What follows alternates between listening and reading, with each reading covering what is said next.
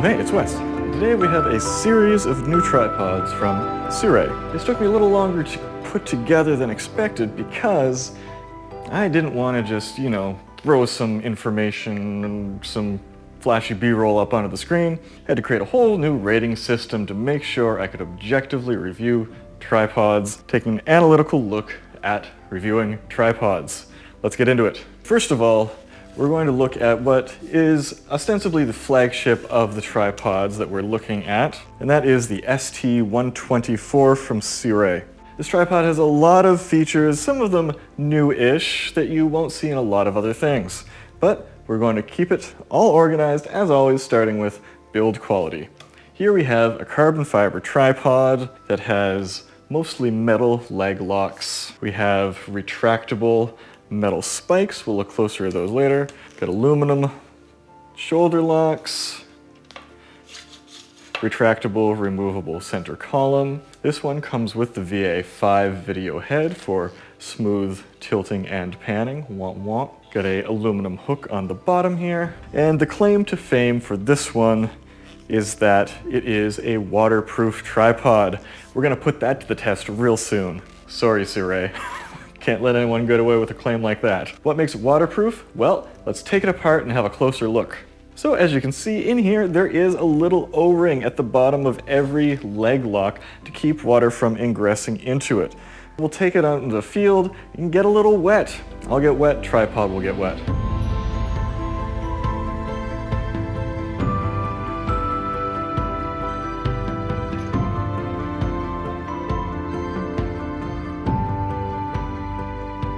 Then when we get home, I let the tripod sit for a bit, open it back up.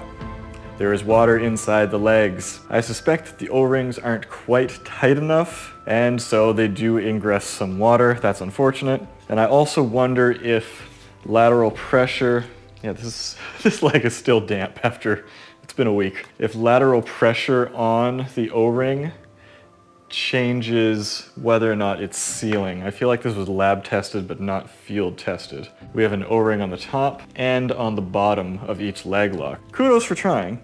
It does prevent most of the ingress, which is great because I have tripods that are filled with like sand and dirt and you gotta take them apart to clean them, which is a pain. This one's gonna stay clean longer and mechanisms will stay clean longer, which is an advantage for them. And that is still a plus, even if it isn't like totally waterproof in the end. The most common failure point for me with most tripods is the leg detent mechanism. So that's the slider and also what keeps it from popping out and twisting in the socket. This one has a pretty basic plastic or Teflon one that will quite possibly, over a long period of time in rough usage, get snapped and break. That is the weakest point on this tripod.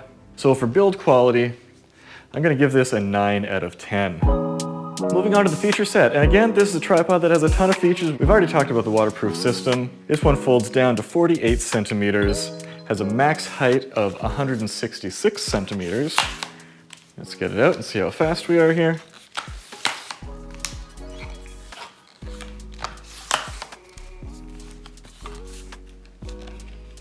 Release the center column. There we go. And it weighs 1.8 kilograms. Additionally on this, we have a 3/8 accessory port. We have a 1/4 20 accessory port.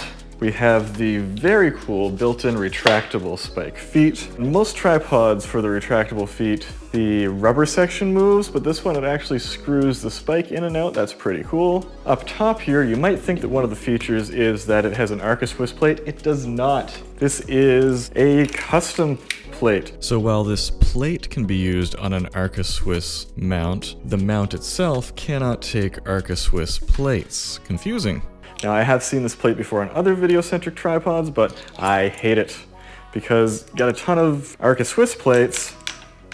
They don't fit in there. That is a pain in the butt. And this tripod has one feature that I have never seen before on a tripod before. If you have, let me know down in the comments below. We have not only a switchable 3/8 inch to 1/4 20 mount on the top, but it is toollessly switchable. So you don't need to get out an Allen key or do anything crazy, fumble around for some tools. There's just a button that allows you to change on the fly. I don't know how many people need to change what type of screw plate they have on the top of the tripod on the fly like that, but kudos for thinking outside of the box and including a new feature that I haven't seen before. There is a bubble level both on the leg set and on the head, so you got your levels covered. Got the hook on the center column here. And the center column is easy to remove if you so choose. There's a little switch on the inside here. Boop, boop, boop. Easy peasy. So this is easy to take apart and service. So this has most features and some that other tripods don't have, but the only thing that I can think that it's really lacking is, as some tripods now have, a central single point leg release. So I'm gonna give this a 9 out of 10 for feature set. Moving right along to what might be the most important thing for a tripod, and that would be stability. And again, I wanted to get some serious data on this. I took a whole bunch of tripods and put them through bend tests using a force meter, so I could specifically measure exactly how much force is required to bend this thing a certain amount of distance. So we bent the legs, we also twisted the entire tripod, and then because every tripod is a slightly different size, we normalized the data based on the length versus force, and so we get some numbers here. For twisting action, our ratio number is 22 Newton meters, and for our leg bend ratio, 29.22 Newton meters. As you can see, it is quite solid. Overall though, very good stability on this model. I'm gonna give this an 8 out of 10. It's generally only much heftier tripods that have a higher stability factor than this. Before we move on to the next section, this video is brought to you by me and my merch store, where you can get great t-shirts like this, go take some photos, and there are slightly more ironic ones available as well. Hit the link in the video description below and get yourself hooked up. Moving on to usability. For me, the biggest hit for usability on this is the lack of an Arca-Swiss plate. Very disappointing. Overall, when it comes to like the legs and everything itself, this is an advanced carbon fiber tripod and it is quite light. And we have fast, smooth action on all sides here, and it's probably not going to get all gummy and weird over time because of those O-rings. The arm on the video head can be loosened and rotated, but it cannot be collapsed. You can loosen it and let it drop down though to take up less space in your bag, or you can slide the whole thing down and then lock the smooth lever here. We do lack the single point leg releases, as some tripods have, and we can't go flat with this because we have the center column. Having a center column both has ups and downs. One great feature though is that it has dual position shoulder releases, so you can have the spring lock or pull it a little further, then you're free to go. The ones that don't have dual action are kind of annoying to use. We're gonna give this an 8 out of 10 for usability. If you want to pick one of these up, the ST-124, there's going to be a link down in the description below. I'm not even sure if it's going to be an affiliate link, but it's there for your convenience. Value. This tripod with the video head comes in at $290. Not cheap, but compared to something like a Really Right Stuff or a Gitzo, that's not a lot of money. So let's see how the things come down. You can get from Neewer a pretty respectable carbon fiber tripod. That's actually what this camera is on right here, for $121, and you can get the Neewer video head for $62. That's $183. That will get the job done. It's not going to be as smooth, not going to be as water resistant, not going to look as cool. A Benro Cyan Bird, which is a very cool looking tripod if that's important to you, $280 with a video head. Vortex Summit 2 Carbon for $400.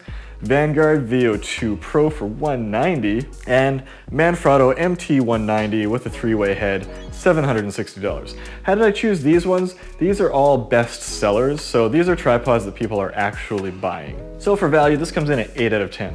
Not a phenomenal value, but still a good buy. Overall, that gives us a total of 84%.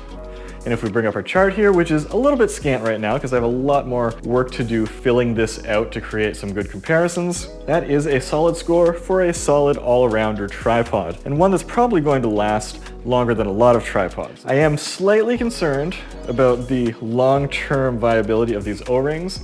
I'm wondering if they should be oiled periodically to keep them from drying out. I guess we'll find out. I'll update you down the road if that happens to be the case. If you have any questions about the Sirui ST-124 tripod, let me know down in the comments below. Until next time, let's go take some photos and some videos.